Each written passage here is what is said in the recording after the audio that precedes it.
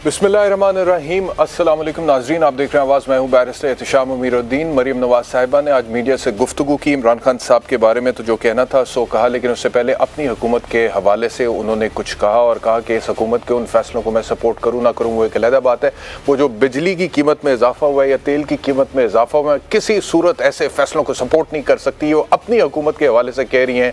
क्या कह रही हैं सुन। ये वो हुकूमत है जो दिन रात एक किए हुए मुश्किल फैसले लिए हैं। मैं समझती हूँ, भले मैं उन फैसलों को सपोर्ट करूँ या ना करूँ, लेकिन ये बात सच है कि शहबाज शरीफ साहब ने मुल्क को डिफ़ॉल्ट होने से बचाया है। तेल की, बिजली की कीमतों को बढ़ाने का कोई डिसीजन आता है, मैं उस डिसीजन को सपोर्ट नहीं करती, क्योंकि मेरी पहली जिम्मेदारी जो है वो अवाम की तरफ है। भले मेरी अपनी जमात की हुकूमत हो या इत्तेहादियों की हुकूमत हो, मैं इस डिसीजन को ओन नहीं करती और मैं ये इस गवर्नमेंट को ये रिक्वेस्ट भी करूंगी और मैं ये कहूंगी कि खुदारा इस चीज़ पे तवज्जो दें और आवाम को बिजली की कीमतों में बहुत लंबे लंबे बिल आए हैं। लोगों को जितनी उनकी तनख्वाह है उतना उससे ज़्यादा उनको बिल आया है। तो मैं बिल्कुल इस फैसले को सपोर्ट नहीं करती और इसको ठीक करने के लिए कोशिश होनी चाहिए। तो एक तरफ तो मरीम नवाज कह रही है कि मियां शहबाज शरीफ ने इस मुल्क को डिफॉल्ट से बचाया है, लेकिन दूसरी तरफ वो उनके खिलाफ एक चार्जशीट दे रही हैं। वो ये कह रही हैं कि जिस तरह से डिफॉल्ट से बचाया उसका नुकसान तो बहुत ज़्यादा हुआ। मतलब उनका यही है ना कहने का, जब वो कहती है कि जी देखें जो बिल हैं वो इतने ज़्यादा हैं कि लोगों की तनख्वाह इतनी नहीं है, और ये बात बिल्कुल दुरुस्त है कि लोगों की तनख्वाह उतनी नहीं है जितना बिजली का बिल है, और जब वो पेट्रोल डलवा कर उन्होंने काम पर जाना फिर तो कुछ भी नहीं बचता। बच्चों को खिलाएं क्या, पढ़ाएं क्या, कोई बीमार हो जाए तो उसका इलाज कराएं क्या। तो सबसे पहली बात तो ये है कि मरीम नवाज साहिबा ने इस हुकूमत पर तनकीद कर दी, और ये पहली दफ़ा नहीं हो रहा। पाकिस्तान मुस्लिम लीग नवाज के अपने अंदर से आवाज़ उठी, उससे पहले तलाल चौधरी भी आवाज़ उठा चुके हैं मिफ्ता इस्माइल के खिलाफ, उससे पहले आबिद शेर अली भी आवाज़ उठा चुके हैं मिफ्ता इस्माइल के खिलाफ, और आज मरीम नवाज साहिबा ने यह कह दिया कि उनके चचा वज़ीर आज़म पाकिस्तान मियाँ शहबाज शरीफ साहब ने इस मुल्क को डिफ़ॉल्ट से तो बचा दिया है, लेकिन फैसलों को मैं सपोर्ट नहीं करती जब महंगाई होती है, कीमत बढ़ती है। और बात दुरुस्त है। आप देखें ना कि जब इमरान खान की हुकूमत गई थी तो जो सालाना इन्फ्लेशन रेट था वो तकरीबन 13% पे था, आज वो 30% पर है। तो कैसे आप सपोर्ट कर सकते हैं? तो Maryam Nawaz is also trying to maintain her distance from the policies of the government, जिसकी वजह से महंगाई हो रही है। गरीब आदमी जो है वो परेशान है, उसका जीना मुश्किल है, बल्कि जीना हराम है। और ये हुकूमत आई इसलिए थी, ये तो कहती थी कि हम आम आदमी को रिलीफ देंगे। इमरान खान ने मुल्क की मईशत का भट्टा बिठा दिया है, सत्यानाश कर दिया है, महंगाई हो गई है। हम आवाम को रिलीफ देंगे, महंगाई को कंट्रोल करेंगे, लोगों की तनख्वाहों में इजाफा करेंगे, लेकिन अभी तक की जो परफॉर्मेंस है वो तो बहुत ही बुरी है, इसमें तो कोई शक नहीं है। आगे मरीम नवाज ने इमरान खान के हवाले से क्या कहा, ये भी सुने। वो आजकल कह रहे हैं कि मैंने बड़ा इन स्विंगर कराया, तो मैं तो पहले ये कहूँगी कि इन स्विंगर तो जिसने कराया आप अपने पहले कोच का नाम बताएं कि कौन सा कोच है जो आपको ये मशवरे दे रहा है। और दूसरी बात कि इमरान खान का जो लाडलापन है उसको प्रोटेक्शन देने वाले अगर अपनी इस चीज़ को छोड़ दें, इस रविश को छोड़ दें, तो इमरान खान को सॉर्ट आउट करना 3 दिन से ज़्यादा का काम नहीं है। क्योंकि कौन दे रहा है ये तो अल्लाह बेहतर जाने कौन दे रहा है। वही जो कोच साहब हैं वही दे रहे हैं। एक शख्स जो कि फितना है, इंतशार है, तबाही है पाकिस्तान की, और फिर ऊपर से फॉरेन फंडेड है, और पाकिस्तान की दुश्मन ताकतें उन्होंने उसको फंड किया है। और ये कोई तखयलाती बात नहीं है, इसका एविडेंस एक सफ़े पर ECP के डिसीजन में है। तो फितना है, इंतशार है, तबाही है, फॉरेन फंडेड है, और मुल्क दुश्मन कुव्वतों ने उसको लॉन्च किया है। ये मरीम नवाज कह रही थी इमरान खान के हवाले से।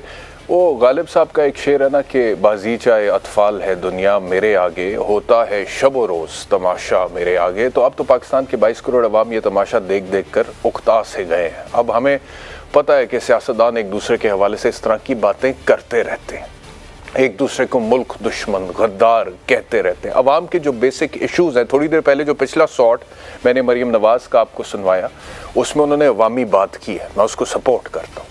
और अगर अवाम के इशूज़ की बात करें, अभी तो ये सियासी बात होगी ना, और इमरान खान भी इस तरह की बहुत सियासी बातें करते हैं, ये बात दुरुस्त है। आगे भी इमरान खान के शॉर्ट्स भी चलाऊँगा। लेकिन एक बहुत बड़ा इशू जो मैं देख रहा हूँ वो ये है कि डेंगू इस वक्त जो है वो पीक पकड़ है। डेंगू के केसेस बहुत ज़्यादा सामने आ रहे हैं, हालांकि होना नहीं चाहिए था। गवर्नमेंट को पहले से जो सूबाई हुकूमत है उनको कंट्रोल करना चाहिए था, लेकिन उसके बावजूद ऐसा हो नहीं सका। डेंगू पीक पकड़ा और दूसरी तरफ डेंगू के इलाज की खातिर जो एक बेसिक मेडिसिन है पैनाडोल, वो मार्केट में शॉर्ट है, वो मिल नहीं रही है। 350 रुपए की 100 गोलियां मिलती थी मार्केट में पैनाडोल की। इमेजिन, पैनाडोल वो फर्स्ट एड की ड्रग है, जो आपको बुखार हो गया, छोटी मोटी कोई भी बीमारी है, एक से तो आप पैनाडोल लेते हैं। लेकिन 350 रुपए की जो 100 गोलियां मिलती थी, अभी वो 1000 रुपए में ब्लैक में आपको नहीं मिल रही है। ये सिचुएशन है। This is the management, this is the supervision, this is the administration. हमारी हुकूमत हमें दवाई तक नहीं दे पा रही। और क्यों नहीं दे पा रही? जो फार्मास्यूटिकल कंपनीज हैं, उन्होंने गवर्नमेंट से कहा जी कि इसकी कीमत में इजाफा कर दें। हुकूमत ने इनकार किया, उन्होंने प्रोडक्शन बंद कर दी और प्रोडक्शन बंद नहीं हुई है। ये भी मैं आपको बताऊं, ये माफिया सरगर्म है इस मुल्क में, चाहे वो अद्वियात है, चाहे वो चीनी है, चाहे वो आटा है, चाहे वो कोई और फील्ड है। प्रोडक्शन चल रही है, लेकिन जखीरा अंदोजी शुरू हो गई है। अभी कल की खबर मैं आपको बताता हूं कि ड्रैप ने छापा मारा कराची के गोदाम में, जहां पे 4.5 करोड़ गोलियां पैनाडोल की बरामद हुई है, जिनकी मालियत 20 करोड़ है। तो 20 करोड़ का माल छुपाया गया ब्लैक में बेचने के लिए, और बहाना यह था कि जी प्रोडक्शन जो है वो हम नहीं कर सकते। भाई ठीक है, कोई जेन्युइन इश्यूज होंगे, आप निगोशिएट करें, गवर्नमेंट के साथ डायलॉग करें, और उसके बाद फिर आप कहें कि हमें रॉ मटेरियल जो है वो महंगा पड़ा। और वो उन्होंने कहा, फार्मास्यूटिकल्स एंड मैन्युफैक्चरर्स चेयरमैन जो है इसके काजी मंसूर साहब, उन्होंने कहा कि बिजली और डॉलर की कीमत में इजाफे के बायस पैनाडोल की कीमत में या अद्वियात की कीमतों में इजाफा करना पड़ेगा। गवर्नमेंट ने बात नहीं मानी, तो उन्होंने आगे से ये कर दिया। अब जो गरीब आदमी है वो किधर जाए? अगर उसको पैनाडोल भी नहीं मिलनी है पाकिस्तान में, हम यहां पे जहाज तो नहीं मांग रहे आपसे मेड इन पाकिस्तान, हम कोई हेलीकॉप्टर तो नहीं मांग रहे, हम कोई कंप्यूटर तो नहीं मांग रहे, हम कोई सिलिकॉन वैली का सॉफ्टवेयर तो नहीं मांग रहे, हम कोई फेसबुक की ऐप तो नहीं कह रहे यहां पे बनना शुरू हो जाए। हमें वो फैसिलिटीज दो, रिसोर्सेज दो, जिससे पाकिस्तान के लोग अपना टैलेंट दुनिया के सामने रखें। और भाई पैनाडोल मांग रहे हैं। कोई बुखार है, किसी को दर्द है, किसी को डेंगू हो गया, उसे पैनाडोल चाहिए। भाई पैनाडोल नहीं दे सकते आप लोग, पैनाडोल नहीं दे सकते आप लोग। अजीब बात है। दूसरी तरफ इमरान खान साहब जो है वो क्या कह रहे हैं, ये भी सुने। तो ये कहता हूं कि अगर जल्दी से जल्दी साफ और शफाफ इलेक्शन करवाओ, मुझे उसका कोई इतना ज्यादा फायदा नहीं है पर्सनली। इस वक्त इनकी शक्लें देख रहे हैं, अपने करप्शन केसेस बचा रहे हैं, मुल्क संभाला नहीं जा रहा। हमारा तो ग्राफ ऊपर जा रहा है, लेकिन मुल्क नीचे जा रहा है। हमारी जो इकोनॉमी है, जो हमारी मायशत है, ये अब नीचे जाएगी। और नजर आ रहा है कि मार्केट को कोई अब एतमाद ही नहीं है, ना अंदर मार्केट को एतमाद है ना बाहर। जल्दी से जल्दी इलेक्शन करवाएं पाकिस्तान को इस दलदल से निकालने के लिए, जिस दलदल में बड़ी तेजी से ये इम्पोर्टेड हुकूमत हमें धकेल रही है। और फिर से मुझे खौफ है कि ऐसा ना वक्त आ जाए कि सबके हाथ से ये निकल जाए। इमरान खान साहब को बड़ी जल्दी है कि जल्दी से जल्दी इलेक्शंस कराओ, क्योंकि मईशत एक ऐसे दहाने पर चली जाएगी जहां से फिर रिकवरी पॉसिबल नहीं होगी। और इसी तरह की बातें 2018 से पहले इमरान खान साहब करते थे। इमरान खान साहब की जो बातें सही हैं, वहां पर मैं इमरान खान साहब को सपोर्ट करता हूं, दुनिया जानती है। तौहीन अदालत के हवाले से, दहशतगर्दी के मुकदमे के हवाले से मैंने आवाज उठाई। लेकिन एक सवाल है मेरा कप्तान से भी, और सवाल यह है कि आप कहते हैं कि सियासी अदम इस्तेहकाम की वजह से मईशत डूब रही है और ये ऐसी हालत में ना चली जाए, नज़ा की हालत में, जहां से फिर ये रिकवर ना हो सके। जल्दी इलेक्शंस कराओ, क्योंकि कप्तान को लग रहा है कि 2/3 मेजॉरिटी के साथ कप्तान वापस आएगा, हुकूमत बनाएगा। फिर क्या करेगा? 2018 में भी हुकूमत बनी थी, 2018 में भी आप प्राइम मिनिस्टर बने थे, वजीर आजम बने थे। उसके बाद फिर आपने जो टीम लेकर आए थे, आप 22 साल आपने बात की थी कि मैं लीगल सिस्टम को सबसे पहले टारगेट करूंगा, क्योंकि अगर अदालतें ठीक हो जाए, लीगल सिस्टम ठीक हो जाए, तो फिर बहुत सारे मामलात वैसे ही ठीक हो जाते हैं। और एक थैले का काम नहीं हुआ अदालती रिफॉर्म्स के हवाले से, और उसका खमियाजा आज इमरान खान खुद भुगत रहे हैं, दहशतगर्दी के मुकदमे की शक्ल में, इंसदाद दहशतगर्दी की अदालत में पेश होकर। और आज इस्लामाबाद हाई कोर्ट के चीफ जस्टिस अतर बिनल्ला साहब के रिमार्क्स हैं कि भाई दहशतगर्दी लगी कैसे लगाई दहशतगर्दी आप लोगों ने। उन्होंने कहा तौहीन अदालत की कार्रवाई ऑलरेडी चल रही है, तकरीर में अल्फाज गलत थे, नामुनासिब थे, लहजा ठीक नहीं था, लेकिन दहशतगर्दी नहीं लग सकती थी। इतनी छोटी सतह पर ना लेकर जाए दहशतगर्दी की दफात को। और यही रोना मैं रो रहा हूं पिछले काफी दिनों से। ये पुलिस जो है ये पोलिटिसाइज्ड है। They surrender before their political masters and whatever they say, they follow. और अब जब तक इमरान खान की हुकूमत थी, इमरान खान के साथ जो लोग बैठे हुए थे, इक़्तिदार में थे, पावर में थे, ये उनकी बात मान लेते थे। आज जो इक़्तिदार में, पावर में बैठे हुए, ये उनकी बात मान लेते। रिफॉर्म नहीं हो सका। और एक और चीज, ये सुप्रीम कोर्ट की मेहरबानी है। वो जस्टिस आसिफ सईद खोसा जो थे, उन्होंने 7 रुकनी बेंच जो था उसमें उन्होंने बड़ी वजाहत के साथ ये फैसला दे दिया कि दहशतगर्दी की दफात सिर्फ दहशतगर्दों पर लगनी चाहिए, जिसकी बुनियाद पर हमने ये आर्गुमेंट सामने रखा कि इमरान खान पर नहीं लग सकता। लेकिन अगर आप लेजिस्लेशन को पढ़े, जो इंसदाद दहशतगर्दी एक्ट है, जो एंटी टेररिस्ट एक्ट है 1997 का, सुप्रीम कोर्ट तब की कह के गई आसिफ सईद खोसा साहब के जमाने में कि भाई इसको आप जरा रिविजिट करें। ये डेफिनेशन बड़ी ब्रॉड है, ये मिसयूज हो सकती है। लेकिन नहीं नौबत नहीं आई, ख्याल नहीं आया। अब शायद आए हुकूमत आए। तो सवाल यही है कि अब दोबारा हुकूमत आएगी तो फिर टीम क्या वही होगी, फिर क्या वही फैसले होंगे, फिर क्या वही एडमिनिस्ट्रेशन होगी, फिर क्या वही इलेक्टेबल्स होंगे, फिर क्या वही चेहरे होंगे, फिर क्या वही नारे होंगे, लेकिन नारों पर अमल नहीं हो सकेगा। ये बहुत बड़ा सवाल है। मतलब कि इलेक्शंस तो आप मांग रहे हैं, लेकिन सवाल ये बनता है आपसे कि इलेक्शंस हो भी जाते हैं, हाँ, अगर आप 2/3 अक्सरियत से आ जाते हैं, जो कि आपको लगता है आप आ सकते हैं, तो इस आर्गुमेंट में मुझे जान लगती है कि आप कहते हैं कि इत्तेहादी जो थे उनकी बैसाखियों के सहारे नहीं होंगे, अपनी मर्जी से फैसले करूंगा। फिर अल्लाह जानता है कि क्या होगा, ये तो तभी पता चलेगा।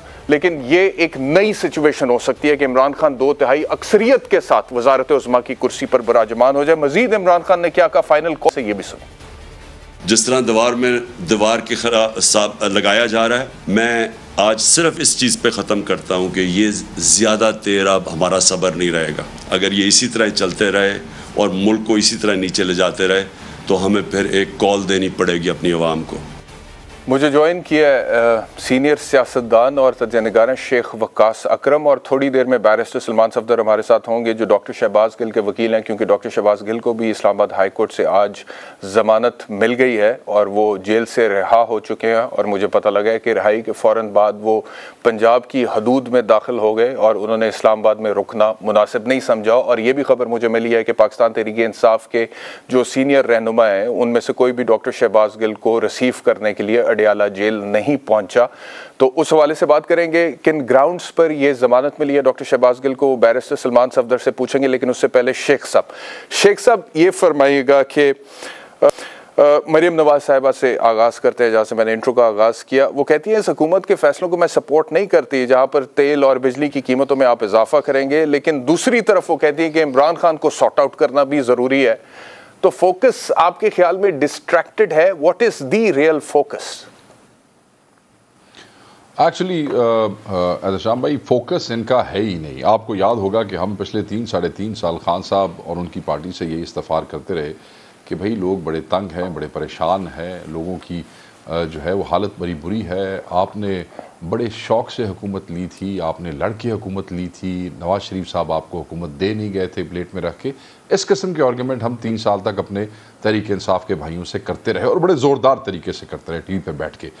उसके बाद हमने ये देखा कि यहाँ पे एक अदम एतमाद होता है। अदम एतमाद किस तरीके से हुआ और किस तरीके से इत्तेहादी छोड़ के चले गए। इत्तेहाद अदम एतमाद से पहले उन्होंने कहा जी कि महंगाई मार्चेज़ होने शुरू हो गए, महंगाई के हवाले से नारे आने लग गए कि हम इसको हटा के कौम को एक रिलीफ देंगे, इसने कौम की जो है वो ज़िंदगी जीरन कर दी है।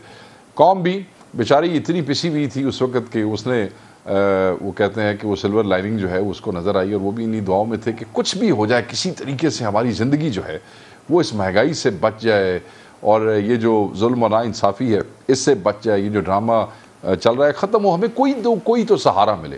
तो ये सोचे समझे बगैर जो है वो इस उम्मीद में बैठ गए। अदम एतमाद हो गया और अदम एतमाद होते साथ ही जैसे ही इनकी हुकूमत आई, जो ये नारा लगा के आई थी कि जैसे ही हम आएंगे, गो के कह के तो ये आए थे कि हम रिलीफ देंगे, महंगाई ख़त्म करेंगे, जॉब्स बढ़ाएंगे, अपॉर्चुनिटीज़ बढ़ाएंगे। मगर उस वक़्त आपको याद होगा कि ये बातें भी हमारे सामने थी कि हम जैसे ही आएंगे हम असम्बली जो है वो डिज़ोल्व कर देंगे, दोबारा इलेक्शन अनाउंस कर देंगे, क्योंकि उससे पहले ये खुद इलेक्शन मांग रहे थे। इमरान खान साहब से और कह रहे थे कि अब इलेक्शन होना चाहिए। खान नहीं, बिल्कुल दोबारा नया इलेक्शन के बगैर हम किसी बात पे ना एस्टेब्लिशमेंट के साथ बैठेंगे ना हम खान के साथ बैठेंगे तभी जब हमारा नया इलेक्शन अनाउंस होना चाहिए। बहरहाल जैसे ही हुकूमत में बराजमान हुए, वो जो ऑब्वियसली 3 साल की अपोजिशन 3.5 साल की, उसमें काफ़ी तकलीफ देखी, तो जैसे ही वजारत उज़्मा, उसकी कुर्सियाँ, वो ऐवान इक़्तिदार, वो मज़े, वो गाड़ियाँ, वो झंडे, वो हूटर्स, वो सारे नज़र आए, तो वो फिर सारा मंसूबा तब्दील हो गया कि नहीं, हम तो असम्बली डिज़ॉल्व नहीं करेंगे। जरदारी साहब की पार्टी ने इनकी तरफ उंगलियां उठानी शुरू करी। जब हमने अपने भाइयों से पूछा ना, कहा यार नून लीग वालों का इरादा तब्दील हो गया, नून लीग वालों ने कहा नहीं, जरदारी साहब सियासत करता है किस लिए? शेख साहब माजरत आपको यहाँ पे, I am sorry to cut you, लेकिन आपने कहा कि जैसे ही गाड़ियाँ, झंडे, हूटर, प्रोटोकॉल नजर आए, उसके बाद सारा मंसूबा तब्दील हो गया। तो हमारे सियासतदान किस लिए सियासत करते हैं? इसीलिए करते हैं कि गाड़ियाँ, झंडे, हूटर, इसीलिए करते होंगे। मगर जब आप नेशनल लीडरशिप ये नारा लगा के आती है कि हम इसको इसलिए हटाने जा रहे हैं, इलेक्शन की वजह से तो नहीं आए ना, अदम एतमाद की वजह से आए, इसलिए हटाने जा रहे हैं कि इसने आपकी जिंदगी मुहाल कर दी थी, हम आएंगे तो बेहतर कर देंगे। उसके बाद या आप असम्बली डिसॉल्व करके इलेक्शन कराते और पता लग जाता किसके साथ कौन है, और या फिर आप लोगों की ज़िंदगी आसान बना देते। ये बड़ा आसान है कह देना, जब आप खुद वज़ीर हों, वज़ीर आज़म हों, आपके तमाम लगते ले, आप देखें कितने लोग ऐसे PM बन गए हैं, कितने बेतुके, ना अगे दा पता ना पिछे दा पता, जेड़ा वेला बंदा बैठा सी ओनू कल इन्होंने ऐसे PM बना छड़े। किस लिए? पोर्टफोलियोज कोई नहीं, महकमे खत्म हो गए, महकमे चलाने के लिए कोई नहीं है, ऐसे PM किस लिए बना रहे हैं? इसलिए बना रहे हैं इनू गड्डी लभ जाएगी, इनू झंडा लभ जाएगा, इनू वजारत लभ जाएगी, हुटर लभ जाएगा जदों वापस जाएगा। और अल्लाह के बंदो, मुल्क चल नहीं रहा, खाने को रोटी कोई नहीं है। लीडरशिप आपकी अपनी ये कहने पर मजबूर हो गई है कि आपकी हुकूमती पार्टी जो है वो जुल्म कर रही है। जब वो पेट्रोल की बात करते हैं, जब बिजली की बात करते हैं, तो उसी ऐसे PM दी फौज जफर मौज बनाई जाओ। कहने का ये मकसद है कि मैं मरियम बीबी को बड़े एहतराम से, और बहुत एहतराम मैं उनका करता हूं, ये कहना चाहूंगा कि इससे बात नहीं बनेगी। आपके इस जुमले से, आपके इस बयान से, कि मुझे बड़ी अफसोस है और मुझे बड़ी तकलीफ है, मगर मैं क्या करूं कि हमने मुल्क को डिफॉल्ट से भी बचाया। People are not buying this, because आप जब आए अदम एतमाद करके, उससे 5, 7, 8, 10 दिन पहले के स्टेटमेंट्स अगर निकाल लें मियां शहबाज शरीफ के, आपकी पार्टी के, तो वो बिल्कुल मुख्तलिफ जावियों के ऊपर बैठे हैं। लोग इस वक्त आपके हर जुमले को, आपके हर नारे को वो एक ढोंग और फरेब समझ रहे हैं, और वो समझ रहे हैं कि अपनी पार्टी को प्रोटेक्ट करने की कोशिश कर रहे हैं। लोग इतनी जल्दी आपकी बातों में नहीं आएंगे। आपको मैं ये समझता हूं कि इन चीजों पर, जैसे आपने दवाइयों का जिक्र किया शुरू में, भाई जी शेख साहब उधर आते हैं। आप मेरे साथ ही हैं और मेरे साथ ही रहिएगा। बैरिस्टर सलमान सफदर ने मुझे ज्वाइन किया, मैं चाहता हूं उनसे ज़रा गुफ्तगू कर लें। डॉक्टर शहबाज गिल की ज़मानत जो आज अलाउ की है इस्लामाबाद हाई कोर्ट ने, उसके ऊपर फिर हम वापस आते हैं इसके ऊपर। बैरिस्टर साहब बहुत शुक्रिया हमें ज्वाइन करने के लिए। आपने रिप्रेजेंट किया डॉक्टर शहबाज गिल को इस्लामाबाद हाई कोर्ट में और ज़मानत मिल भी गई है, तो ज़रा बताइएगा कि किन ग्राउंड्स पर अदालत ने डॉक्टर शहबाज गिल की ज़मानत मंजूर कर ली? देखिए, आज ये चीफ जस्टिस अतर मनीला साहब के पास ये मामला आया और तकरीबन 36 दिन के बाद पोस्ट अरेस्ट बेल जो है ग्रांट हुई है। जो बहुत हैरत की बात थी कि नीचे जो सबऑर्डिनेट कोर्ट थी एडिशनल सेशन जज की, ऑल टुगेदर इसके अंदर 13 जुर्म लगाए। रेकलेस एप्लीकेशन थी, एवरीथिंग अंडर द सन, जिसमें बड़े serious charges, offences against the state जो होते हैं, सेडिशन, म्यूटनी जिसको हम बगावत भी कहते हैं, और वो जुर्म जो लगे, उन जुर्मों में से जब बेल नीचे डिसमिस हुई और डिक्लाइन हुई, तो जज साहब ने ऑब्जर्व किया कि 13 में से 12 जुर्म नहीं लगते, इसमें सिर्फ एक जुर्म लगता है, म्यूटनी। तो आज जो मेन बहस हुई वो इसी पॉइंट पर हुई। पहली बात कि जो सेडिशन के मुकदमात हैं, बगावत, इसको इल्जाम लगाना, अलेज करना बहुत आसान है, प्रूफ करना बहुत टेक्निकल, बहुत मुश्किल है। और इसमें जब तक फेडरल गवर्नमेंट, जब तक कैबिनेट, जब तक सब लोगों का एक कंबाइंड विजडम से फैसला नहीं होता, FIR नहीं होनी चाहिए। तो ये मुकदमा जो पहले जो दर्ज हुआ, वो भी आपको मालूम है आजकल स्पीचेस बड़ी कंट्रोवर्शियल हुई हैं, और स्पीचेस बहुत सारे लोगों को ट्रबल में ला रही हैं, चाहे वो इमरान खान साहब हों, चाहे वो शहबाज गिल साहब हों, या इससे पहले भी आपने देखा Nihal Hashmi, Firdous, Ashiq Aman, Daniyal Aziz, Talal Chaudhry, so on and so forth, बहुत लंबी एक लिस्ट है। ईमान मजारी का भी एक केस आया कि अटरेंसेस जो आउटबर्स्ट हैं उनके ऊपर। तो इसको, इस स्पीच को आप एक इम्प्रॉपर या कुछ ऑब्जेक्शनेबल बातें तो हो सकती हैं, मगर वो कहीं से भी वो सेडिशन या बगावत या इन जुर्मों का इतलाक नहीं होता था उसके ऊपर।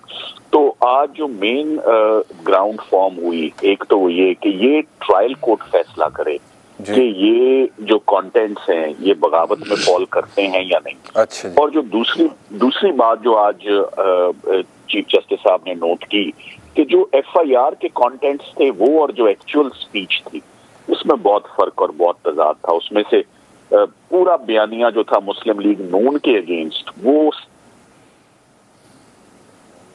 बैरिस्टर साहब से हमारा राब्ता मुनक़ता हो गया। बैरिस्टर साहब से आइएगा क्योंकि एक दो सवाल उनसे और पूछने। ब्रेक में कितना टाइम है जी? अच्छा शेख साहब आपकी तरफ वापस आता हूँ। चले इसी पे कमेंट कर दें। डॉक्टर शहबाज गिल की ज़मानत आज मिल गई है तो अदालतों पर एतमाद बहाल होगा PTI का? देखिए ये अदालतों पे एतमाद की जो आप बात कर रहे हैं, शहबाज गिल की ज़मानत एक बहुत छोटा सा इशू है। बहुत बड़े बड़े मसले मसाइल जो है ना वो ऑलरेडी दोनों पार्टियों के अदालतों के सामने हैं। जिस वक्त किसी के हक़ में फ़ैसला हो जाता है वो समझता है कि अदालत ठीक है, मगर खुल के कहता नहीं क्योंकि अगला केस ऑलरेडी मौजूद होता है। They are waiting for that same cases. मुझे अगर आप इजाज़त दें उनको हम ले लें, उनकी गुफ्तगू मुकम्मल कर लें। शेख साहब अगर आप इजाज़त दें तो प्लीज़। बैरिस्टर साहब हमारे साथ हैं, मैंने कहा वो कंक्लूड कर लें। जी सलमान साहब मुझे बताइएगा कि अब जो फैसला आ चुका है इस्लामाबाद हाई कोर्ट की तरफ से, you think and I am sure it must be a speaking order, वैसे अगर रियासत फैसला करती है अपील में जाने का, कैंसलेशन ऑफ बेल की एप्लीकेशन फाइल करती है सुप्रीम कोर्ट ऑफ पाकिस्तान में, तो मैं भी समझता हूँ कि कैंसलेशन का स्कोप बहुत कम होता है। जब नीचे से अगर एक कोर्ट ज़मानत दे देता है, मंजूर कर देता है, तो कैंसलेशन सिर्फ उस सूरत में होती है अगर उस ऑर्डर में कोई बहुत ही इल्लीगैलिटी हो, पेटेंट किस्म की। तो आप समझते हैं कि ये ऑर्डर जो है अगर चैलेंज हो भी जाता है स्टेट की तरफ से सुप्रीम कोर्ट ऑफ पाकिस्तान में तो डिफेंडेबल है? देखिए आपने बिल्कुल दुरुस्त फरमाया कि कैंसलेशन ऑफ बेल का स्कोप बहुत नैरो, स्पेशली अगर ऑर्डर ठीक हो, मुनासिब हो, वेल रीजनड हो और ग्राउंड्स उसमें लिखी हो बेल की, तो ये रिकॉल नहीं होता। मैं ये जरूर कहना चाहूंगा कि इसमें गुंजाइश नहीं है। इसमें देखिए स्पीचेस के मुकदमात में आपने किसी को जेल में रखकर क्या लेना है, जबकि स्पेशली 33 दिन हो गए, तफ्तीश मुकम्मल है, स्पीच डॉक्यूमेंटेड है, स्पीच ओन्ड है, स्पीच का फोरेंसिक हो गया है, स्पीच के तमाम जो एविडेंस से रिलेटेड वो इकट्ठा हो गया है। ये मॉडर्न और साइंटिफिक एविडेंस का वो कानून शहादत आर्टिकल 164 का केस है। तो फिजिकल कस्टडी किस लिए दरकार है? तो मेरा ख्याल है कि अगर कोई टेम्परिंग विद द एविडेंस ना हो या अगर रेपिटेशन ऑफ ऑफेंस ना हो और डॉक्टर ठीक हो गया। बहुत शुक्रिया बैरिस्टर सलमान सफदर हमें ज्वाइन करने के लिए। हो गया ब्रेक के बाद वापस आते हैं।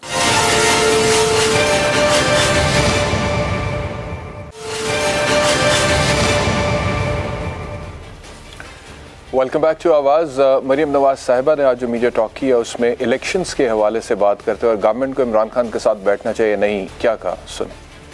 बड़ी आसान है, इलेक्शन की डेट आपको चाहिए तो तोड़ें पंजाब असेंबली, तोड़ें KPK असेंबली और चले जाएं इलेक्शन में। लेकिन ये जो जत्थे लाकर प्रेशर डालकर इलेक्शन हो या कोई और हो, ये कोई जत्थों के साथ प्रेशर के साथ कोई जो भी ये बुली करने का तरीका है ना, इस पे ना हुकूमत को इस इंसान की कोई बात सुननी चाहिए, ना इसको कोई स्टेक होल्डर समझना चाहिए। ये पाकिस्तान की तबाही है, स्टेक होल्डर नहीं है। तो शेख साहब ये सिचुएशन जो है आपको लगता है डेडलॉक की तरफ जा रही है? क्योंकि इमरान खान साहब एक तरफ ये कहते हैं कि हम ज़बरदस्ती इलेक्शंस करवाएंगे और 2022 में इलेक्शंस होंगे, और आज भी उन्होंने कहा कि हमें इस हद तक मजबूर करेंगे तो फिर हम आवाम को कॉल देंगे और सड़कों पर आएंगे। दूसरी तरफ मरीम नवाज कह रही हैं कि नहीं बैठना चाहिए, इमरान खान के साथ मुज़ाकरात नहीं होने चाहिए। डेडलॉक होगा, कियोस होगा? देखें ये तो मरीम नवाज साहिबा का एक अपनी राय है ना जी। जैसे उनकी पेट्रोल के बारे में, जैसे उनकी बिजली के बारे में राय है, मगर बस तो नहीं चलता हुकूमत पे कि हुकूमत ने क्या फ़ैसला किया है। इसी तरह से मैं समझता हूँ कि ये उनकी राय है कि नहीं बैठना चाहिए। मैं ये समझता हूँ कि प्राइम मिनिस्टर शहबाज शरीफ को जिस वक्त भी कहीं से कोई ठंडी हवा महसूस हुई और उन्हें इस अजाब से जो उन्होंने हुकूमत के नाम पे अपने गले डाल लिया है, इसमें से कहीं रिलीफ मिलता हुआ नज़र आया, तो वो किसी वक्त भी इस्टेब्लिशमेंट हो या इमरान खान साहब हो, कहीं भी हो, वो बैठ जाएंगे। वो बड़े समझदार आदमी हैं और वो कूल और ठंडे तरीके से सियासत करते हैं। तो मैं मरीम बीबी के इस बयान को उतना ही अहम राय समझता हूँ जितना उन्होंने पेट्रोल और बिजली के हवाले से कहा है, वो बैठेंगे, बैठने का टाइम भी आएगा। और मैं समझता हूँ कि इमरान खान साहब जो कह रहे हैं कि इलेक्शन ऐसे होगा, तो वो हर पार्टी का, हर अपोजिशन पार्टी का हक है। जब ये गवर्नमेंट में थे, अपोजिशन में थे, महंगाई मार्च इन्होंने लाहौर से इस्लामाबाद की तरफ किया था, इनका राइट था। उससे पहले मियाँ नवाज शरीफ जो है वो जो वापस आने के लिए जदोजहद करते रहे, वो बिल्कुल इनका राइट था। और मैं ये समझता हूँ कि कोई भी शख्स जो अपोजिशन में है, अगर वो समझता है कि सरकार इसको ठीक नहीं चला रही, जिसकी बेसिकली तौसीक जो है वो खुद मोहतरमा ने भी कर दी है कि इन दो फैसलों बिल्कुल ठीक हो, बड़ी मुश्किल में है। बिल्कुल ठीक है। शेख साहब बहुत शुक्रिया हमें ज्वाइन करने के लिए। मैं थोड़ी देर पहले आपसे जिक्र कर रहा था कि इस वक्त अब डेंगू जोर पकड़ रहा है, और पकड़ना नहीं चाहिए था, क्योंकि पहले से जो प्रिवेंटिव मेजर्स हैं वो गवर्नमेंट को लेने चाहिए थे, लेकिन उसके बावजूद अनफॉर्चुनेटली, बदकिस्मती से, एडमिनिस्ट्रेटिव फेलियर की वजह से ये हो गया। और ऊपर से सितम ये है कि जो एक बेसिक मेडिसिन है, मैं थोड़ी देर पहले इंट्रो में भी ये जिक्र कर रहा था, पैनाडोल, वो भी मार्केट में शॉर्ट है और ब्लैक हो रही है। 350 रुपए की 100 गोलियां जो है वो 1000 रुपए में ब्लैक में इस वक्त अवेलेबल नहीं है। ये क्यों है, कैसे इससे कंट्रोल किया जा सकता है, इससे कैसे निपटेंगे? मुझे ज्वाइन किया ख्वाजा सलमान रफ़ीक साहब ने, आप एक्स हेल्थ मिनिस्टर पंजाब है, लॉर्ड स्टूडियोज में। बहुत शुक्रिया ख्वाजा साहब हमें ज्वाइन करने के लिए।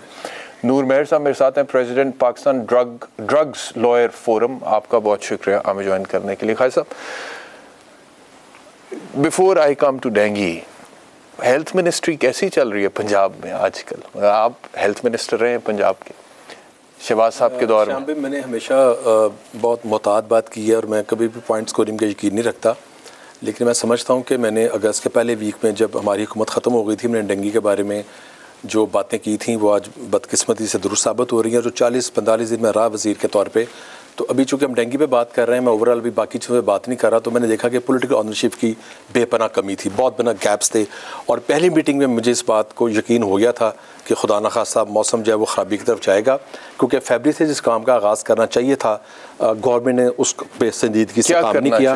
सर, उस पर फरवरी में आप देखना लार्वा साइडिंग शुरू कर देते हैं। हमारा एक जो निज़ाम है जो शहबाज साहब ने बनाया था 2011 की आउटब्रेक के बाद, 12 से 18 तक मैंने उसको लीड किया शहबाज साहब के साथ। उसमें सिस्टम ऐसा कि पूरे पंजाब के किसी भी शहर, किसी भी तहसील और किसी भी यूनिट कौंसिल, किसी भी महल्ले में अगर कोई इशू आ रहा है तो आपको पहले पता लग जाता है कि यहाँ बीमारी आने वाली है। वो एक एंड्रॉयड सिस्टम है, मोबाइल्स मौजूद हैं वर्कर्स के पास, वो जो भी एक्टिविटी कर रहे हैं वो एक्टिविटी आपकी डैशबोर्ड पे आ रहा है। अगर टॉप लेवल उस डैशबोर्ड को देख रहा है, पॉलिटिकल लोग और प्रोफेशनल लोग आपके साथ बैठ के डेली डाटा असेस कर रहे हैं, तो आपको सूरत का अंदाज़ा है कि लाहौर, पिंडी, फैसलाबाद, गुजरावाला, शेखुपुरा, मुल्तान, इसकी सूरत क्या है। तो नहीं किया इन्होंने। वो इसलिए इन्होंने नहीं किया कि जब हमने देखा तो डाटा उसमें काफ़ी गलत भी आ रहा था। यानी ऐसे भी मैंने मिसालें देखी हैं कि लाहौर के जो सर्विलेंस की नंबरिंग है वो उन शहरों के बराबर थी जिनकी जो आबादी है वो लाहौर से 10 गुना कम है। पोलियो के डे वाले दिन जो ख़वातीन काम करती हैं पोलियो पे, पोलियो वाले दिन हाज़िरी आप डेंगू में भी देख रहे हैं। तो बहुत सी चीज़ें हैं इसकी हमने ट्रेस की, चीज़ों को सीधा किया, और मैं समझता हूँ कि जिस स्पिरिट से काम करना चाहिए था गवर्नमेंट को, उन्होंने स्पिरिट से काम नहीं किया। यही वजह है कि आज से तकरीबन 1.5 माह पहले मैंने जब गवर्नमेंट ख़त्म हुई, मैंने ये बात मीडिया में कह दी थी कि अब देखें इस वक्त पंजाब में आउटब्रेक वाली सूरत है। लाहौर में आउटब्रेक है, पिंडी में आउटब्रेक है, तीसरा आपका जो वनरेबल शहर है वो गुजरांवाला है, गुजरांवाला में पेशेंट्स बढ़ रहे हैं, मुल्तान फैसला में पेशेंट्स ज़रूर हैं, लेकिन वो मेरे अपनी दानिश के मुताबिक वो बेहतर रहेगा। लेकिन काम करने की जरूरत यह है कि पॉलिटिकल ऑनरशिप नजर आए और सियासी लोग मीटिंग्स ना करें ड्राइंग रूम्स में बैठ के, क्रास रूट पे जाके काम करें, आपको अस्पतालों में नजर आएँ, आपको गलियों में नजर आएँ, और जो वर्कर्स काम कर रहे हैं उनके शाना बशाना काम करें और निज़ाम को समझें, प्रोफेशनल्स को साथ लेके चलें। निज़ाम बना हुआ मौजूद है, 2014 की पूरी बुकलेट मौजूद है, आप उससे अमल दरामद करेंगे तो आप लोड को अच्छा भी मिनिमाइज कर सकते हैं, हम रोक नहीं अब सकते। ठीक, आपने कहा कि पैदावार को रोका जाना चाहिए था, यही तरीका ना, आउटब्रेक से नहीं हो सका, अब आउटब्रेक हो गया, अब क्या करें? आप कहते हैं मैं बता देता हूँ, ऐसे बताने का फ़ायदा इसलिए कोई नहीं है कि 2019 में जब मैं जेल में था, जेल से जब आता था असेंबली में तो उस फोरम पे भी मैं आके मैं बात करता था, लेकिन आपका कहना मैं आपको बता देता हूँ, होना ये चाहिए कि लाहौर में जितने भी वर्कर्स काम कर रहे हैं, मर्द और औरत, उनकी तादाद हज़ारों में है। जो वेनरेबल रेड यूनियन काउंसिल्स हैं, रेड यूनियन हैं कि जहाँ पे पेशेंट्स की तादाद ज़्यादा आ रही है, लार्वा ज़्यादा है, आप तमाम जो लोग हैं वर्कर्स वहाँ पे ज़्यादा लगा दें, उसकी एक एक घर की स्वीपिंग करें, लोगों को अवेयरनेस दें।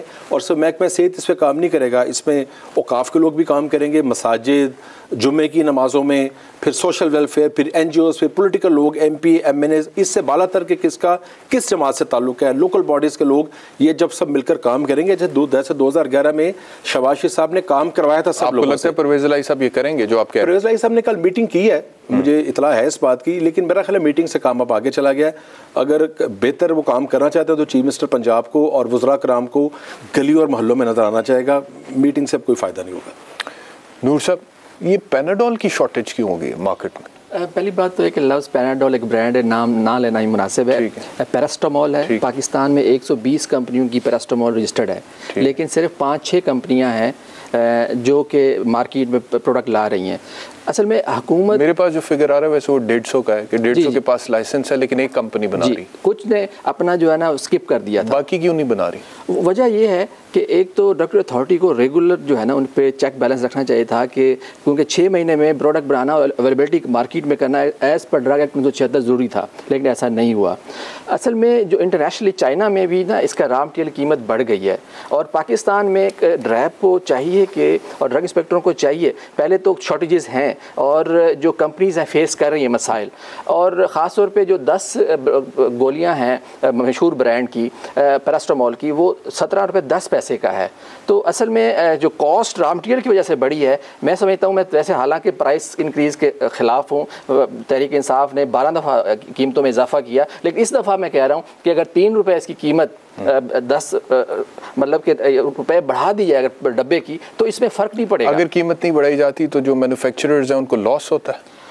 जी लॉस हो रहा है। अभी जो आया ख़ास तौर पे जो नेशनल कंपनीज़ हैं उनको लॉस हो रहा है। इस वजह से अगर 120 या 150 कंपनियाँ वो इस वजह से नहीं बना रही कि उनकी अवेलेबिलिटी जो है पाकिस्तान में, देखें रॉ मटेरियल, वो कहते हैं जी कि सालाना 40 करोड़ गोलियाँ फ़रोख्त होती हैं और 40 करोड़ का नुकसान बर्दाश्त नहीं कर सकते, ये बात दुरुस्त है?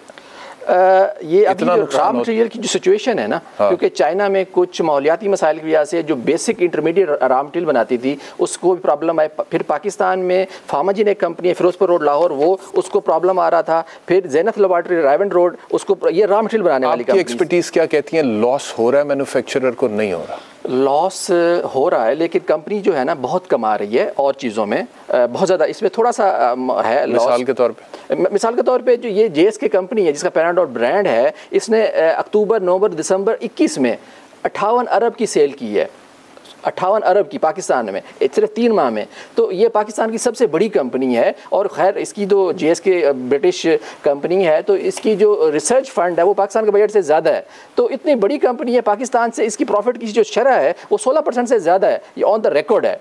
और पाकिस्तान में जो फार्मास्यूटिकल कंपनीज़ हैं वो 40% तक इंक्रीज़ है उनकी सेल में, ग्रोथ में और मुनाफे में। तो जब पाकिस्तान में पिछले 5 सालों में, 4 सालों में जो 4 अरब डॉलर की एलोपैथिक की मार्केट थी, इस वक्त 12 अरब डॉलर की है। पाकिस्तान में 800 एलोपैथिक कंपनियां हैं, तो हम एक बहुत बड़ा सेक्टर हैं और ग्रोथ कर रहे हैं, कंपनियां तो कमा रही हैं। अगर एक दवाई में अगर ना कमाया तो कुछ जो है सर्विसेज भी कुछ हद तक होनी चाहिए। बहुत सारी चीज़ों में वो बहुत ज़्यादा नफ़ा कमा रहे हैं और बहुत सारे इतना नफ़ा कमा रहे हैं ख़ासतौर पे डेंगू में और ख़ासतौर पे दूसरी चीज़ों में उनकी सेल बहुत बड़ी है। ख़ासतौर पे कोरोना में भी JSK कंपनी ने बहुत पैसे कमाए हैं। तो अगर एक पैनाडोल में अगर उसको सेक्रीफाई करना पड़ रहा है, लेकिन हकीकत है, लेकिन उसको चाहिए कि जो बहुत प्रॉफिट कमा रहे हैं। कितना कमाया इस कंपनी ने, ज़रा दोबारा बता दें। जी, इसका जो पिछले जो क्वार्टर की सेल थी जो रिकॉर्ड पे है वो 58 अरब थी 3 माह की, अक्टूबर, नवंबर, दिसंबर की, और इसकी जो ग्रोथ है 16% से ज़्यादा है। अगर मैं आपसे पूछूं कि इसमें अप्रॉक्सीमेटली आपके अंदाजे के मुताबिक प्रॉफिट कितना होगा, सेल अगर इतनी थी? देखिए, जितनी मल्टीनेशनल्स पाकिस्तान में काम कर रही हैं और बड़ी नेशनल कंपनीज, उनको अगर प्रॉफिटेबिलिटी जो है 40% ना हो रही हो ओवरऑल, तो वो प्रोडक्ट बंद कर देते हैं, जिस तरह अभी इस पे कर रहे हैं। इसमें प्रॉफिटेबिलिटी कम हुई है, वो अपने ओवरहेड्स 40 करोड़ जो कह रहे हैं ना, वो अपने ओवरहेड्स और चीज़ों को करके कर रहे हैं। देखिए पिछली जो गवर्नमेंट, ये मल्टीनेशनल है जी, मल्टीनेशनल्स हैं, लोकल्स कोई नहीं बना रहे। लोकल्स जो हैं 1-2 कंपनियां बना रही हैं, लेकिन वो रॉ मटेरियल की वजह से उनको भी मसाइल हैं। देखिए जी फरमाइए। बड़ी खूबसूरत बात की है। मैं तो मेरे भाई हैं, इन्होंने बड़ी, जो मेरे पास अपडेटेड इन्फॉर्मेशन है वो मैं ज़रा आपके प्रोग्राम से बताना चाहता हूँ। मैंने आने से पहले सवाल ले लें मेरा। सवाल ये कि जो जैसे बता रहे हैं कि मल्टीनेशनल कंपनी है, 3 महीनों की सेल तकरीबन 58 अरब रुपए और कम से कम प्रॉफिट बकौल इनके 40% तक होता है। 3 माह का जी, 3 माह का 40% प्रॉफिट अगर ना हो तो फिर वो प्रोडक्शन बंद कर देते। तो यही कह रहे हैं ना, ये मल्टीनेशनल इतने पैसे कमा रही, लोकल मैन्युफैक्चरर का है ख्वाजा साहब? देखिए, मैं इस पर बताता हूँ, आपने जो सवाल किया था उसका कुछ हल निकला है और मेरे अगले हफ्ते तक ये चीज़ें बेहतर होने का चांस है। और जो मैंने इन्फॉर्मेशन ली है, प्राइम साहब ने जाने से पहले इस पर 2 मीटिंग्स की थी। कल और आज कादर पटेल साहब ने इस पर मीटिंग्स की है मैन्युफैक्चरर्स के साथ, लोकल भी और जो ये मल्टीनेशनल कंपनीज के साथ भी। उसमें सेक्रेटरी हेल्थ भी थे, ड्रैप के लोग भी थे। हाल अब ये निकला है कि अगले हफ्ते से जो ये जीएस के कंपनी है और जो वो एक तो अपनी प्रोडक्शन बढ़ा देगी। अब किया यह जाएगा कि जो भाई ने की है ये कीमत वाली बात इनकी दुरुस्त है, लेकिन इसकी शायद कीमत ना बढ़े और किसी जगह उसको कैटर कर दिया जाएगा। और उसके साथ जो लोकल मैन्युफैक्चरर्स हैं उनको भी अब मिनिस्ट्री ऑफ हेल्थ वफाकी ने कहा कि आप इसकी मैन्युफैक्चरिंग फौरी तौर पे शुरू करें, और चांस है कि कल परसों तक कोई ना कोई लोकल कंपनी भी इस पे काम शुरू कर देगी। मेरा ख्याल है कि अगले 5 से 7 दिन क्वेश्चन इसके एक मल्टीनेशनल सिर्फ एक मल्टीनेशनल की मोनोपोली क्यों है? इसकी जरूरत है, मैं मोनोपोली है ना सर, खुल के बात करता हूं। 58 अरब सेल 3 महीने की, फिर कहते हैं कि हमें 40 करोड़ का नुकसान है। सर ये पाकिस्तान है, इनकी सेलें पूरी दुनिया में अरबों डॉलर की। सर गरीब आदमी को पैरासिटामोल सॉरी मैं बताऊं सर, इनके साथ मुझे भी बहुत काम करने का मौका मिला है। बास जो मल्टीनेशनल कंपनीज हैं वो अपनी रिस्पॉन्सिबिलिटी को पहचानती हैं और वो बास का आपको रायती कीमत पे दवाई देती हैं। सवार्डीज और डेक्ला की हमारे सामने मिसाल मौजूद है, उसमें भी हमने मिलके उसको बहुत कम कीमत पे करवाया था, लेकिन फिर भी जो कीमत आई थी 55,000 की 28 गोलियां दुनिया की कीमत से कम थी। फिर हमारी लोकल कंपनी ने कहा कि हम 280 रुपए की देंगे। 55,000 की 28 गोलियां थी, लेकिन उस कंपनी के साथ हमारे साबिक 55,000 की 28 गोलियां थी, तो लोकल कंपनी ने कितने 280 रुपए की जब हमने 28 गोलियां जी 28 गोलियां, वो किस तरह हुआ? लेकिन ये हुआ ना, वो क्या हुआ 2015-16 में उस कंपनी ने जीलियट यूएसए से जो इंपोर्ट की वो तकरीबन जो है तकरीबन उन्होंने 7 लाख मरीजों को 2 सालों में बेची। आप देखें 6 महीने खानी होती है 3,30,000 55,000 को 6,000 देंगे तो 231 अरब की सेल उन्होंने 2 सालों में की। अब क्या है मसला ये है कि मैं इनसे माजरत के साथ इनका भी कसूर है। देखिए कसूर क्या है, हकीकत पसंद होना चाहिए। ये जो है ना इस पे इक़दाम इन्होंने नहीं उठाए। ड्रग एक्ट में लिखा हुआ है कि ड्रग एक्ट सेक्शन 70 क्लास 8 ये कहती है कि single ingredient drugs shall be registered generically plus salt formula registered होगा, लेकिन उन्होंने अमल नहीं कराया। मैंने रेड की लाहौर हाई कोर्ट में डॉक्टर साहब की अच्छा जेनेरिकली होना बहुत जरूरी है। बात है कि उसका एक टाइमलाइन होता है, वो ड्रैप का इशू है, वो उसने उस टाइमलाइन पे करना है। जो इस दवाई की ये बात कर रहे हैं ना, इसमें मुकम्मल इन्वॉल्व था सारा ताड़ा हमारी वजीर थी, इनका उसमें बड़ा किरदार है। हमने ही उसको करवाया था, हमारी ही गवर्नमेंट ने उसको काम किया गया था। तो मैं खुद ज़ाती तौर पे समझता हूँ कि इस वक्त जो इकदाम किए गए हैं ये जरा पहले कर लेने चाहिए थे, लेकिन नेक्स्ट वीक जो है वो जो 280 रुपए डिले कर दिया था। 100 एक सेकंड भाई, टेंडर मैंने डिले किया था, एक दफ़ा नहीं किया था। जाहिद परेज हमारे डीजीएल थे, मैंने खुद टेंडर डिले करवाया था। 10 कंपनीज को जब लाइसेंस मिला उनको उन्होंने मैन्युफैक्चरिंग शुरू की, फिर वो टेंडर हुआ। ठीक है, मेरा सवाल ये आपसे, आपने जो कहा कि लोकल कंपनी 280 रुपए में दे रही थी, वही चीज़ जो मल्टीनेशनल कंपनी 55,000 रुपए में सील कर दी गई। और चीफ जस्टिस ने जब कंपनीज का हुआ क्या कि जो है हाई कोर्ट से ऑस्ट्रेलिया हाई कोर्ट ने कहा इस्लामाबाद ने कि भी रजिस्टर करे, ड्राइव फिर भी नहीं कर दी।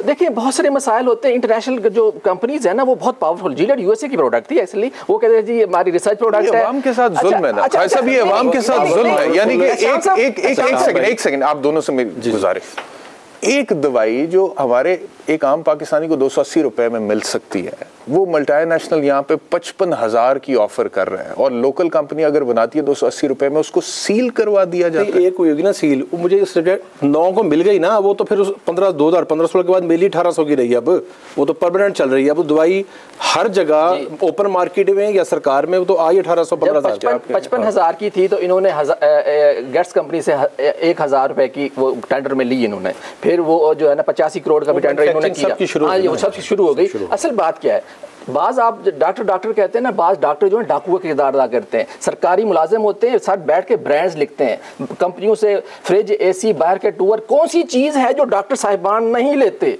अब क्या है, हुकूमत की नाअहलियाँ अक्सर सबकी, मैं ये नहीं कहता, इमरान खान हुकूमत में 12 दफ़ा कीमत बढ़ी, उन्होंने मौजें की कंपनियों ने, ठीक है अपने 5 साल में आपने 3 दफा बढ़ाई, उसका बढ़ाई नहीं थी। नहीं, 27 नवंबर 2013 को हुआ, 5 साल स्टे चलता रहा, 5 साल स्टे चलता रहा, बढ़ाई नहीं। जरा थोड़ा हकाइक बता देना, जो कीमत बढ़ी साल में जो 5% बढ़ा सकते हैं सिर्फ वो बढ़ी। खान साहब के दौर में तो 100% बढ़ी। थोड़ी मैं वजाहत कर रहा हूं, 400% बढ़ी खान साहब की हुकूमत। तो हमारे दौर में शॉर्टेज क्यों नहीं हुई? इसका मतलब हम चीजों को मैनेज कर रहे थे। देखिए जो पीपीएमए है, जो फार्मास्यूटिकल एसोसिएशन है, आज वो भी मौजूद थे।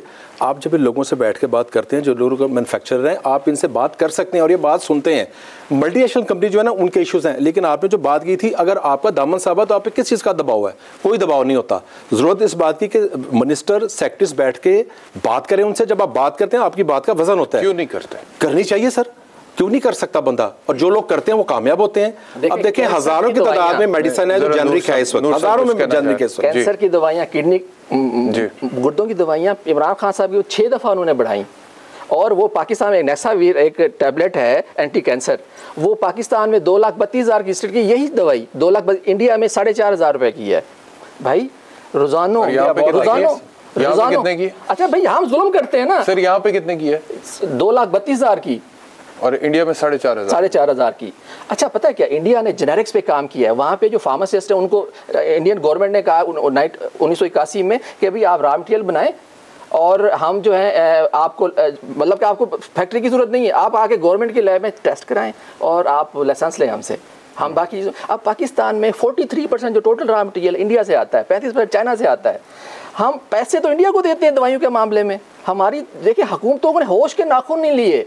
जो रॉ मटेरियल बेसिक चीज़ है। एक और सवाल का जवाब मुझे दीजिएगा क्योंकि वक्त कम है। ये जो अभी थोड़ी देर पहले आप भी कह रहे थे, ख्वाजा साहब भी कह रहे थे कि इमरान खान के दौरे हुकूमत में 10 दफ़ा दवाइयों की कीमतों में इजाफा हुआ और 400% तक हुआ। क्यों हुआ इमरान खान के दौरे हुकूमत में आपके ख्याल में? मतलब कि ये तो चले पॉलिटिकली मोटिवेटेड हो सकता है, नहीं आप क्या कहें? उसका एक ये हुआ कि एक जो 27 नवंबर 2013 का SRO नंबर 101 था, 15% इंक्रीज का नवाज शरीफ साहब ने ऐलान किया, लेकिन हमने जुलूस जलसा किया, सड़क ब्लॉक की, इन्होंने 4 दिन बाद वापस ले लिया। अब क्या सिंध हाई कोर्ट से उन्होंने स्टे ले लिया PPM ने और कंपनियों ने, अब वो चलता रहा, जिनकी गवर्नमेंट चली गई। अब अक्टूबर 18 में साकिब निसार साहब ने जो है ना कहा कि जो है हुकूमत और ड्रैप और कंपनियां बैठ के इसका हल निकाला। उन्होंने क्या निकाला? वो जो 522 अरब थी उसकी करप्शन हुई, जो वापस लेना चाहिए था वो नहीं हुआ। फिर हमने एहतजाज किया, इमरान खान ने कहा 72 घंटों में इसका नोटिस लेंगे। 20 सेकंड्स। मेरा ख्याल ये है कि एक तो पैराडोल और पैरासीटामोल का जो इशू है मुझे लगता है नेक्स्ट वीक तक हल हो जाएगा। PM साहब ने उस पर नोटिस लिया और कादर पटेल साहब ने उस पर मीटिंग की है, लेकिन ज़रूरत इस अमर की है कि सब लोग जो है, चाहे वो वफाक है, सूबा है, अपनी अपनी जिम्मेदारियों को बेहतर तरीके से करें। इस बहुत शुक्रिया खालिद साहब, बहुत शुक्रिया नूर साहब, आपका बहुत शुक्रिया। और ये वो इश्यूज़ हैं जिन पे बात होनी बनती है मीडिया के ऊपर। आप देखें कि कितनी इन्फॉर्मेशन का फ्लो आया है, क्या क्या चीज़ें आपको पता लगी हैं कि मोनोपोली कितनी है, मल्टीनेशनल कितनी कीमत पे दे रही है, लोकल कंपनी कितनी कीमत पे दे सकती है, हुकूमत क्या रोल प्ले कर सकती है। इंशाल्लाह उठाते रहेंगे इस तरह के इश्यूज़ अपने शो में। बहुत शुक्रिया, दोबारा मुलाकात होगी। अल्लाह हाफ़िज़।